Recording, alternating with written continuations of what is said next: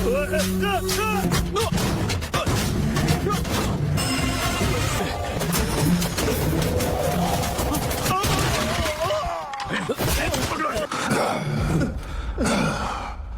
अच्छे लोग नेक काम गुमनाम रहकर ही करते हैं, और तुम? कितने बार मना किया कि मत लड़ा करिए, पर फिर भी नहीं सुनते। दोस्तों, अगर किसी इंसान में आवाज न हो तो क्या उसकी भावनाएं भी नहीं होती? अगर वो बोल नहीं सकता तो क्या दर्द भी नहीं होता? आज हम आपको दिखाने जा रहे हैं एक ऐसे भाई की कहानी जिसने इशारों में सब कुछ सहा और बिना बोले दुनिया को हिला दिया। ये कहानी है कोटी की। वीडियो को अंत तक जरूर देखें और दिल को छू जाए तो एक लाइक शेयर जरूर करें और सब्सक्राइब करना बिल्कुल न भूलें। तो चलिए कहानी की शुरुआत करते हैं। कहानी शुरू होती है भारत के सबसे दक्षिणी छोर कन्याकुमारी से। यहाँ रहते हैं कोटी और उसकी छोटी बहन देवी। कोटी बचपन से ही गूंगा और बहरा है, लेकिन देवी उसके इशारों को अच्छी तरह समझती है और उसी की भाषा बोलती है। दोनों एक दूसरे के बहुत करीब है, पर देवी को नहीं पता कि कोटी उसका सगा भाई नहीं है।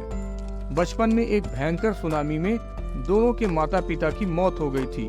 तब चर्च के फादर ने इन अनाथ बच्चों को गोद लिया और पाला और पोषा। अब कोटी देवी का ख्याल रखने के लिए छोटी मोटी मजदूरी करता है। एक दिन कोटी रेलवे क्रॉसिंग के पास होता है जब वो देखता है कि कुछ गुंडे भीख मांगने वाली महिलाओं को पीट रहे हैं। देवी उसे रोकती है, लेकिन कोटी गुस्से में आकर उनकी पिटाई कर देता है। गुंडे डर कर पुलिस स्टेशन भागते हैं, लेकिन कोटी वहां भी जाकर उन्हें पीटने लगता है।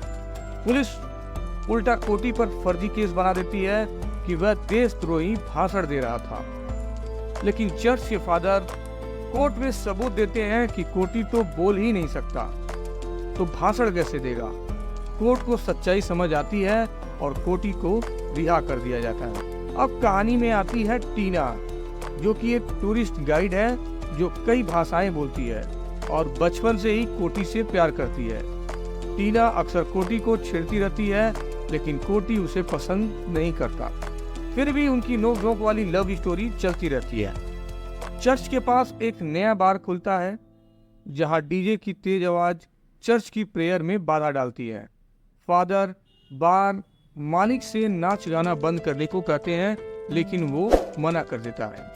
कोटी खुद बार जाकर गुंडों से भिड़ जाता है और डांस बंद करवा देता है। बाद में फादर, टीना और कोटी कलेक्टर से मिलकर बार का लाइसेंस रद्द करवा देते हैं। अब कोटी को एक आश्रम में वॉचमैन की नौकरी मिल जाती है, जहां अंधी लड़कियों और अनाथ बच्चे रहते हैं। एक दिन 3 गुंडे बाथरूम में घुस जाते हैं जब लड़कियां नहा रही होती हैं। अंधी लड़कियां उनकी महक से समझ जाती हैं कि कुछ गड़बड़ है। कोटी को पता चलता है और वो 2 गुंडों को पकड़कर जंगल में ले जाकर मार देता है। तीसरा भाग जाता है, लेकिन जब पुलिस को लाशें मिलती हैं तो कोटी खुद पुलिस स्टेशन जाकर सरेंडर कर देता है।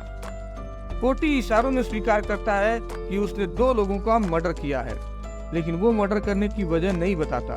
कोर्ट में भी जज से कहता है, आप चाहे तो मुझे फांसी दे दो, लेकिन मैं कारण नहीं बताऊंगा। इस पर कोर्ट समझता है कि शायद कोटी को किसी ने धमकाया है, इसलिए स्पेशल ऑफिसर कथी रावण को केस की जांच के लिए बुलाया जाता है।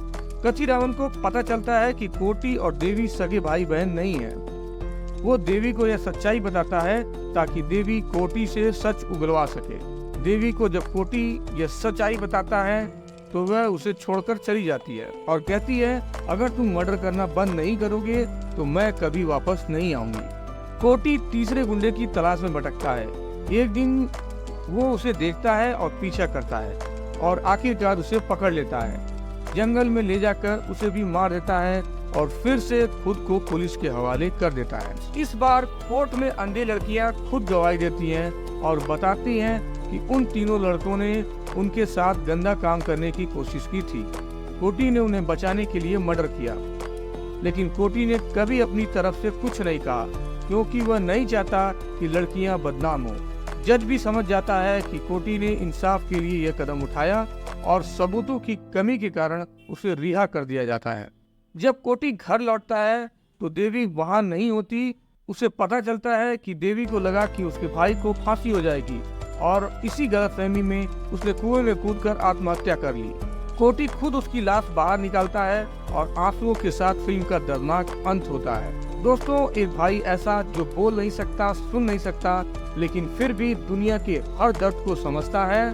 कोटी का जुर्म उसका पाप नहीं था, वो उसकी मोहब्बत थी, उसका फर्ज था, उसका इंसाफ था। तो दोस्तों, कैसी लगी आपको ये मूवी स्टोरी, हमें कमेंट बॉक्स में बताएं और हमारे चैनल को जरूर सब्सक्राइब कर लें। मिलते हैं दोस्तों किसी नेक्स्ट मूवी के एक्सप्लेनेशन में। तब तक के लिए दोस्तों अलविदा, जय हिंद।